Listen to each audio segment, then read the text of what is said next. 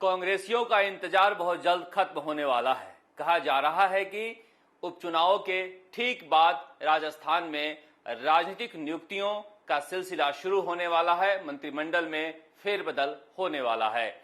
मुख्यमंत्री अशोक गहलोत कांग्रेस के विधायकों और दूसरे नेताओं से मिलने जुलने का काम शुरू कर दिए हैं। दूसरी तरफ आज सूबे के पूर्व उप मुख्यमंत्री सचिन पायलट प्रदेश कांग्रेस के दफ्तर पहुंचे और वहां पर उन्होंने कहा कि उपचुनावों के बाद कोई वजह नहीं है कि राज्य में राजनीतिक नियुक्तियों का सिलसिला न शुरू हो, मंत्रिमंडल में फेरबदल न हो। दरअसल कहा जा रहा है कि राज्य के प्रभारी अजय माकन इस बीच मुख्यमंत्री अशोक गहलोत और सचिन पायलट से लगातार संपर्क में हैं। सचिन पायलट ने प्रदेश अध्यक्ष गोविंद सिंह डोटासरा के साथ प्रदेश कांग्रेस के दफ्तर में बैठकर अलग से बातचीत भी किए हैं। कहा जा रहा है कि अप्रैल में जैसे ही उपचुनाव खत्म होंगे, कांग्रेस पार्टी में नियुक्तियों का सिलसिला शुरू होगा। जिलाध्यक्ष हैं या प्रवक्ता हैं या दूसरे पद पर लोग बैठाए जाने हैं, वो बैठाए जाने शुरू कर दिए जाएंगे। इसके बाद मई में राजनीतिक नियुक्तियों का सिलसिला शुरू होगा, जिसमें दोनों तरफ से नाम दिए जा रहे हैं। कहा जा रहा है कि मुख्यमंत्री अशोक गहलोत ने पहले से तय कर रखा है कि किस किस को पॉलिटिकल अपॉइंटमेंट देना है और किस किस को मंत्रिमंडल में लेना है, किसको कहां फिट करना है, उसकी सूची तैयार की जा चुकी है। उधर सचिन पायलट के यहां भी इस तरह की सूची बन रही है कि किन किन अपने कार्यकर्ताओं को कहां पर फिट करना है। इसके बाद कहा जा रहा है कि मई के आखिरी में या जून के पहले सप्ताह में मंत्रिमंडल में विस्तार किया जाए। हालांकि मंत्रिमंडल में विस्तार को लेकर यह भी कहा जा रहा है कि हो सकता है कि मुख्यमंत्री अशोक गहलोत यह कहें कि जून में जो कांग्रेस की बैठक होने वाली है और जहां पर राष्ट्रीय अध्यक्ष चुने जाने हैं, उसके बाद मंत्रिमंडल में विस्तार हो। लेकिन हमारे सूत्रों के अनुसार सचिन पायलट लगातार 10 जनपद में अपनी बातचीत रख रहे हैं कि देरी हो रही है। जिन लोगों से वादा किया गया था उनकी सुनवाई जल्दी होनी चाहिए। हालत यह है कि गहलोत गुट के विधायक भी फोन करके पूछ रहे हैं कि सचिन पायलट क्या कह रहे हैं, कब मंत्रिमंडल में फेरबदल होगा। उन्हें भी सचिन पायलट के दबाव का इंतजार है कि वो कब रंग लाएगी और राजस्थान में जो लोग सियासी संकट के बाद से ही कपड़े सिलवाकर, सूट सिलवाकर बैठे हैं, वो सूट कब पहनेंगे।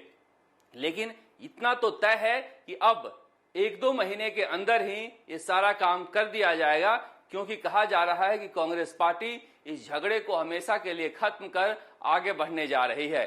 जो 3 राज्यों में चुनाव हो रहे हैं, 4 राज्यों में, वहां पर कांग्रेस की स्थिति क्या होती है, उसके बाद बहुत कुछ कांग्रेस की रूपरेखा जो राष्ट्रीय स्तर पर है वो भी बननी है और राज्य में भी उसी के अंतर्गत बदलाव होना है। यह भी कहा जा रहा है कि अगर राज्य में तीनों उपचुनाव के बाद मुख्यमंत्री अशोक गहलोत सचिन पायलट के खेमा को एडजस्ट नहीं करते हैं तो बड़ा विस्फोट हो सकता है और इसकी जानकारी इंटेलिजेंस ने मुख्यमंत्री अशोक गहलोत को भी दे रखी है। इसीलिए वो लगातार कोशिश कर रहे हैं कि पिछली बार की तरह संवादहीनता नहीं हो और दूसरे पक्ष के विधायकों से भी बातचीत करते रहें। इसी सिलसिले में सचिन पायलट गुट के कई विधायकों से भी उन्होंने बातचीत की है। जहां तक तीनों उपचुनाव की बात है, सचिन पायलट ने आज कहा कि कांग्रेस जहां भी उनकी ड्यूटी लगाएगी वो प्रचार के लिए जाएंगे। लेकिन बड़ा सवाल है कि सचिन पायलट क्या प्रचार में वहां जाएंगे? क्या मुख्यमंत्री अशोक गहलोत ऐसा चाहते हैं? ऐसा दिखाई नहीं दे रहा है। ऐसा सरकार के पास फीडबैक है कि हम 2 सीट आसानी से जीत रहे हैं, सुजानगढ़ और सहाड़ा।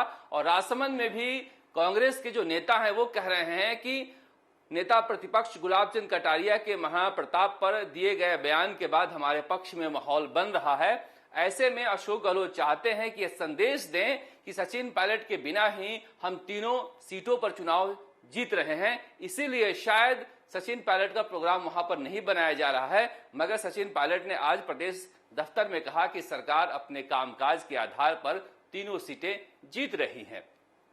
निश्चित रूप से सचिन पायलट बीजेपी के घर के अंदर के बिखराव पर हमला बोल रहे थे, लेकिन वो छुपा रहे थे इस बात को कि कांग्रेस के घर के अंदर भी सब कुछ ठीक ठाक नहीं है।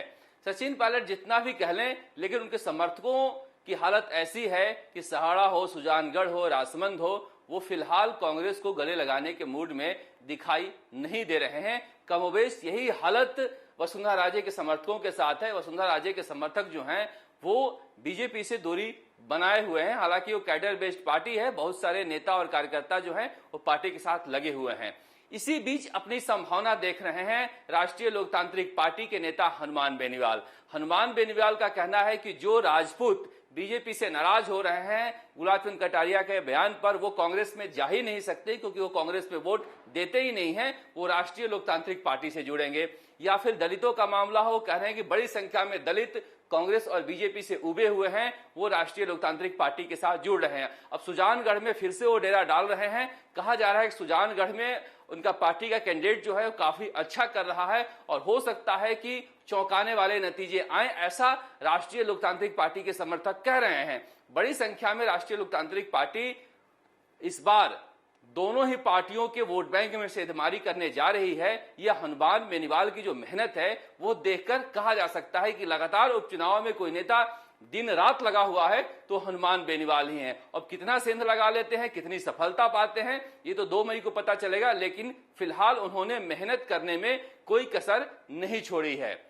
सूबे की सियासत 2 मई को बहुत कुछ कहने वाली है, लेकिन उससे पहले कहा जा रहा है कि 17 अप्रैल से ही मुख्यमंत्री अशोक गहलोत अपना सियासी समीकरण बैठाना शुरू करने वाले हैं। राजस्थान तक के लिए जयपुर से शरद कुमार।